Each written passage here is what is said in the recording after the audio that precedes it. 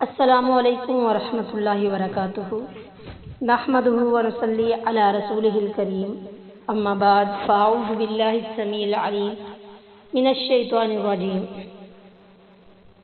رب اشرح لی صدری ویسر لی امری واحلل عقدۃ من لسانی یفقهوا قولی۔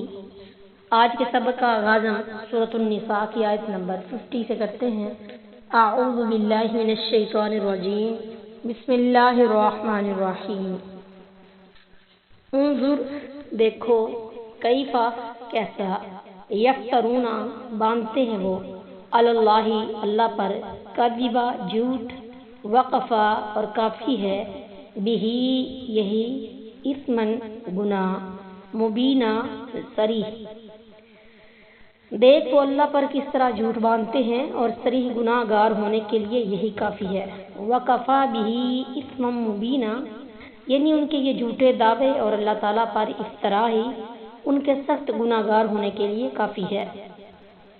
الم ترا، کیا نہیں دیکھا آپ نے، الی الذین، ان لوگوں کو جو اوتوا دیے گئے، نصیباً ایک حصہ، من الکتابی کتاب سے، یؤمنون وہ مانتے ہیں، بالجبت بتوں کو، والطاغوت اور سرکش شیطانوں کو، ویقولون اور کہتے ہیں، للذین جن لوگوں نے، کفروا کفر کیا، ہؤلاء یہی لوگ، اہدی راہ راست پر ہیں، من الذین ان لوگوں سے جو، آمنوا ایمان لائے، سبیلا راہ۔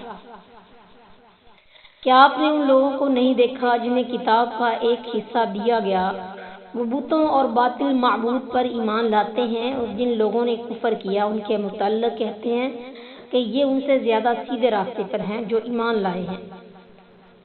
الم تر الی الذین اوتوا نصیبا من الکتاب، اس کی تفسیر میں ہے کہ عمر فاروق رضی اللہ تعالی عنہ نے فرمایا، جبت سے مراد جادو اور طاغوت سے مراد شیطان ہے۔ بخاری التفسیر باب قولہ وَإِن كُنتُم مَرِيضًا أَوْ عَلَى سَفَرٍ قبل حدیث 4583۔ معلقاً جوہری نے الصحاح میں فرمایا، جب کا لفظ بت، کاہن، جادوگر اور اس قسم کی دوسری چیزوں پر استعمال ہوتا ہے۔ اسی طرح ایک حدیث میں آیا ہے کہ پرندوں کو اڑا کر شگون لینا اور زمین پر لکیریں کھینچ کر فال گیری کرنا جبت میں شامل ہے۔ ابو داؤد الطب فی الخط والزجر الطیر حدیث 3906۔ اور طاغوت سے مراد شیطان ہے، اور ہر وہ شخص جو گناہ کی دعوت دے اس پر یہ لفظ بولا جاتا ہے۔ عرب میں بتوں کے ترجمان ہوتے تھے جو ان کی زبان سے جھوٹ نقل کرتے اور لوگوں کو گمراہ کرتے، ان کو طاغوت کہا جاتا تھا۔ یہودیوں کی رسول اللہ صلی اللہ علیہ وسلم سے مخالفت ہوئی تو انہوں نے مشرکین مکہ سے رابطہ قائم کیا اور ان سے کہنے لگے کہ تمہارا دین مسلمانوں کے دین سے بہتر ہے۔ یہ سب کچھ اس حسد کی وجہ سے تھا کہ نبوت اور ریاست ہمارے سوا دوسروں کو کیوں مل گئی۔ اللہ تعالیٰ نے ان آیات میں ان کو الزام دیا ہے۔ اولئک الذین، یہی وہ لوگ ہیں جو، لعنہم اللہ، ان پر لعنت کی اللہ تعالیٰ نے، ومن یلعن اللہ، اور جس پر لعنت کرے اللہ تعالیٰ، ولن تو ہرگز نہ، تجد لہ تو پائے گا اس کا، نصیرا کوئی مددگار۔ یہی لوگ ہیں جن پر اللہ نے لعنت کی، اور جس پر اللہ لعنت کرے پھر تو کوئی اس کی مدد کرنے والا ہرگز نہ پائے گا۔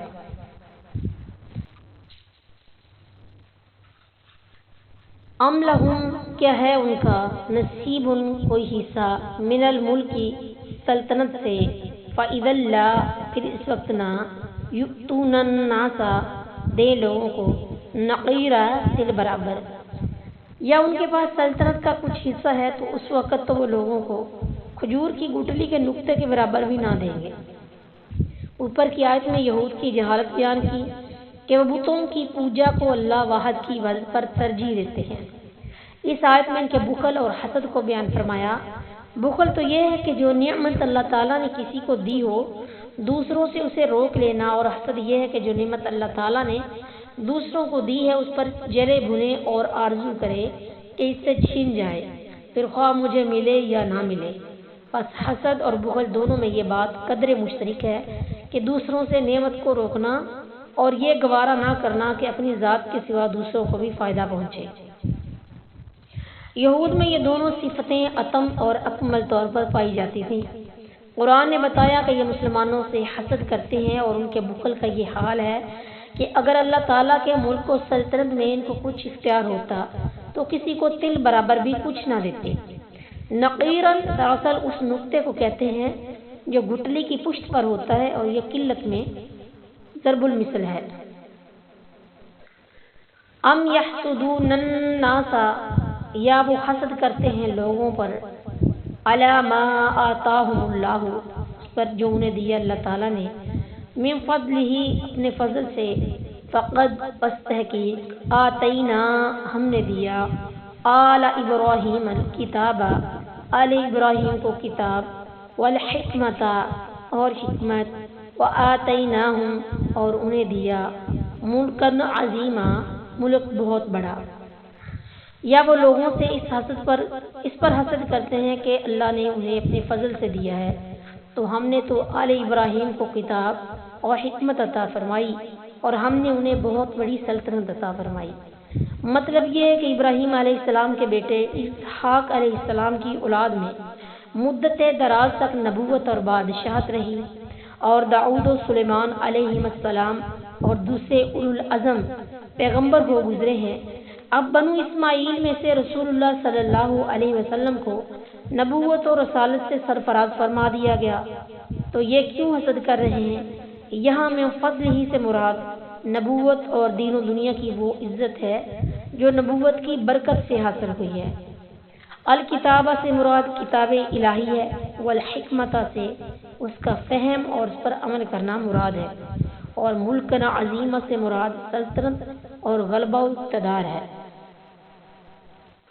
فَمِنْهُمْ، پھر ان میں سے، من آمنا، جو کوئی ایمان لایا، بھی اس پر، وَمِنْهُمْ، اور ان میں سے، من صدا، کوئی رکا رہا، عنہ، اس سے، وکفا، اور کافی ہے، بجہنم، جہنم، سعیرا، بھڑکتی ہوئی آگ۔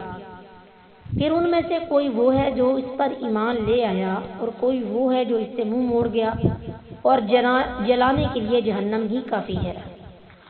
آمن بھی میں با کی ضمیر اطاع ان کی طرف بھی راجی ہو سکتی ہے، جو آتینا سے مفہوم ہوتا ہے، یعنی بعض تو اسے اطاع انعام یعنی انعام دینے پر ایمان لے آئے اور بعض اس سے منہ موڑ گئے اور لوگوں کو بھی روکنے کی کوشش کی۔ صدعوہ کے دونوں معنی ہیں، منہ موڑنا اور روکنا، لہذا آپ ان کے کفر سے دلگیر نہ ہوں۔